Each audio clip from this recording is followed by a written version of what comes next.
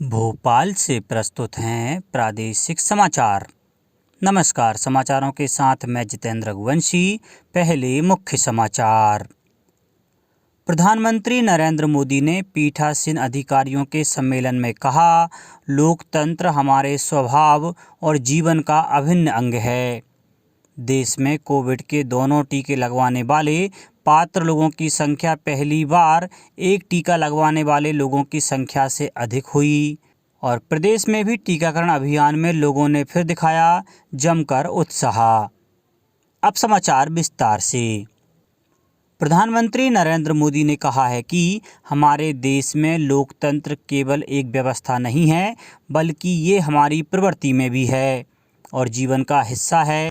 शिमला में आयोजित 82वें अखिल भारतीय पीठासीन अधिकारियों के सम्मेलन के उद्घाटन सत्र को कल वीडियो कॉन्फ्रेंस के माध्यम से संबोधित करते हुए प्रधानमंत्री ने जोर देकर कहा कि अगले 25 वर्ष भारत के लिए बहुत महत्वपूर्ण हैं।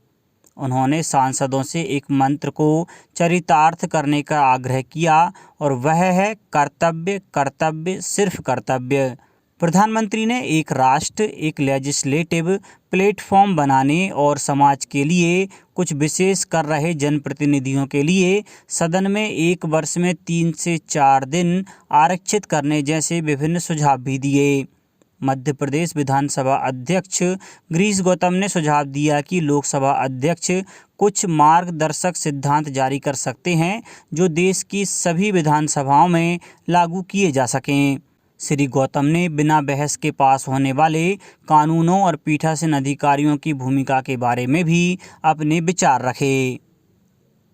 देश में कोविड के दोनों टीके लगवाने वाले पात्र लोगों की संख्या पहली बार एक टीका लगवाने वाले लोगों की संख्या से अधिक हो गई है। 38 करोड़ 11 लाख लोगों को दोनों टीके लगाए जा चुके हैं, जबकि 37 करोड़ 45 लाख लोगों को एक टीका लगा है। स्वास्थ्य मंत्री मनसुख मांडविया ने कहा है कि देश के कई हिस्सों में सरकार के हर घर दस्तक अभियान के अच्छे परिणाम मिले हैं। उन्होंने सभी पात्र नागरिकों से टीका लगवाने की अपील की है। मुख्यमंत्री श्री शिवराज सिंह चौहान ने कहा है कि बेसहारा बच्चों की सेवा से बड़ी कोई सेवा नहीं है। यदि ऐसे बच्चों की सेवा करने का हर कोई प्रण ले तो कोई भी बच्चा बेसहारा नहीं रहेगा। यह एक पवित्र कार्य है। मुख्यमंत्री Shri Chouhan children shelter home Nitya Seva सदन की व्यवस्थाओं का अवलोकन कर संबोधित कर रहे थे। मुख्यमंत्री श्री चौहान ने कहा कि नित्य सेवा संस्था बच्चों में जुनून और आत्मविश्वास बढ़ाने का कार्य कर रही है। मुख्यमंत्री श्री चौहान ने बालक बालिकाओं द्वारा दी गई प्रस्तुतियों की सराहना की। उन्होंने कहा कि बच्चों की प्रस्तुतियां किसी प्राइवेट स्कूल के बच्चों से कम नहीं है। यह शेल्टर होम आश्रम जैसा है जो बच्चों की जिंदगी को नई दिशा देने की कोशिश कर रहा है। उन्होंने यहां पढ़ने वाले बच्चों एवं संस्थापकों को शुभकामनाएं दी। मुख्यमंत्री श्री चौहान ने कहा कि राज्य सरकार अनाथ बच्चों की देखरेख के लिए कृत संकल्पित है। कोई भी बच्चा सड़क पर भीख मांगता नहीं भटके, इसके लिए जिला प्रशासन को निर्देश दिए गए हैं। नित्य सेवा संगठन बच्चों के जीवन को सार्थक बना रहा है। उन्होंने कहा कि मेरी एक कल्पना है कि मध्य प्रदेश की धरती पर बेटी लखपति पैदा हो, इसलिए लाडली लक्ष्मी योजना बनाई गई है। हमारी कोशिश होगी कि बेसहारा बेटियों को भी लाडली लक्ष्मी योजना में शामिल कर लिया जाए। संस्कृति विभाग ने राष्ट्रीय तुलसी सम्मान और देवी अहिल्या सम्मानों की घोषणा कर दी है। यह सम्मान 19 नवंबर को दिए जाएंगे। वर्ष 2017 का तुलसी सम्मान जयपुर के सुप्रतिष्ठित चित्रकार कैलाश चंद शर्मा को, वर्ष 2018 का राजनांदगांव के सुप्रतिष्ठित बांसुरी वादक विक्रम यादव को, वर्ष 2019 का रायपुर के ख्यात कबीर गायक डॉक्टर भारती बंधु को और वर्ष 2020 का तुलसी सम्मान प्रतिष्ठित जनजातीय कलाकार तिलकराम पैदराम को प्रदान किया जा रहा है। वहीं वर्ष 2019 का देवी अहिल्या सम्मान मंडला की जनजातीय कलाकार सुश्री शांतिबाई मरावी को और वर्ष 2020 का सुविख्यात लोक गायिका सुश्री मालिनी अवस्थी को प्रदान किया जा रहा है। कलाकारों को सम्मान स्वरूप 2 लाख की सम्मान राशि, सम्मान पट्टिका एवं शॉल श्रीफल प्रदान किया जाएगा। प्रदेश में 100% कोरोना वैक्सीनेशन के लक्ष्य को प्राप्त करने के लिए कल चलाए गए टीकाकरण महाअभियान भाग 6 में शाम 8 बजे तक 16,83,301 टीके लगाए जा चुके थे। महाअभियान प्रदेश के सभी जिलों में संचालित किया गया। देवास जिले के 450 केंद्रों पर 75,000 वैक्सीन लगाई जाने का लक्ष्य रखा गया था। उमरिया में टीकाकरण केंद्रों पर 137 अधिकारियों की ड्यूटी लगाई गई। टीकमगढ़ जिले में निर्धारित केंद्र सहित घर घर जाकर लोगों को टीके लगाए गए। अशोकनगर में कलेक्टर ने टीकाकरण कार्य का अवलोकन किया। गुना जिले में 50,000 वैक्सीन के लक्ष्य के साथ टीकाकरण किया गया। बैतूल जिले में टीकाकरण के लिए लगभग 400 दल तैनात किए गए थे। खंडवा में आज भी कोविड टीकाकरण जारी रहेगा। मुख्यमंत्री श्री शिवराज सिंह चौहान ने कहा है कि प्रदेश में अधूरी परियोजनाओं का कार्य तेज गति से पूरा किया जाए। परियोजनाओं में विलंब एवं गड़बड़ी करने पर निर्माण एजेंसियों पर पेनल्टी लगाकर कार्रवाई की जाएगी। ठेकेदारों को ब्लैक लिस्टेड किया जाएगा। परियोजनाओं को समय पर पूरा करने के लिए निर्माण एजेंसी एवं संबंधित विभाग समन्वय बनाकर कार्य करें। मुख्यमंत्री श्री चौहान कल मंत्रालय में प्रगति ऑनलाइन प्रोजेक्ट मैनेजमेंट फ्रेमवर्क की परियोजनाओं की समीक्षा कर रहे थे। मुख्यमंत्री श्री चौहान ने कहा कि सभी विभाग मिलकर नई कार्य संस्कृति का विकास करें। एक साथ बैठकर सभी एजेंसियां कार्य पूरा करने के संबंध में लक्ष्य निर्धारित करें। सभी एजेंसियां आपस में समन्वय बनाकर कार्य करें।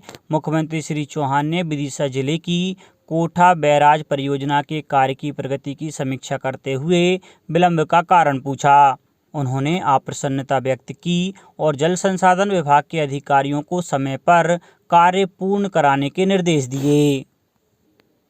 खरगोन जिले की मैनगांव पुलिस ने एटीएम कार्ड की क्लोनिंग कर एटीएम से रुपए चुराने वाले अंतर्राज्यीय गैंग को पकड़ा है। पुलिस ने हरियाणा के जींद और कैथल जिले के 4 आरोपियों को गिरफ्तार कर उनके कब्जे से कार, एक पिस्टल सहित 84,000 रुपये नगद, स्वाइप मशीन और विभिन्न बैंकों के 22 एटीएम भी जब्त किए हैं। आरोपियों ने प्रदेश के विभिन्न जिलों में धोखाधड़ी को अंजाम दिया है। पुलिस आरोपियों से पूछताछ कर रही है।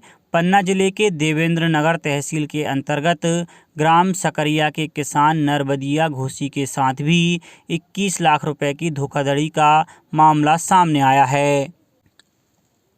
गृह मंत्री डॉक्टर नरोत्तम मिश्रा ने दतिया जिले के ग्राम फुलरा वासियों को 30 लाख रुपए के विकास कार्यों की सौगात दी। मंत्री डॉक्टर मिश्रा ने कहा कि प्राथमिक विद्यालय फुलरा के पास सीमेंट कंक्रीट की सड़क बनेगी। लराइटा से फुलरा आने वालों के लिए मार्ग में पुलिया निर्माण कराया जाएगा। खाती बाबा पार्क की बाउंड्री वॉल बनेगी। बुंदेला बाबा मंदिर के पास पक्का नाला बनवाया जाएगा।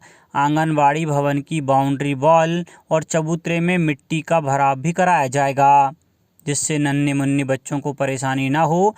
मंत्री डॉक्टर मिश्रा ने कहा कि गांव और क्षेत्र के विकास में कोई कमी नहीं आने दी जाएगी।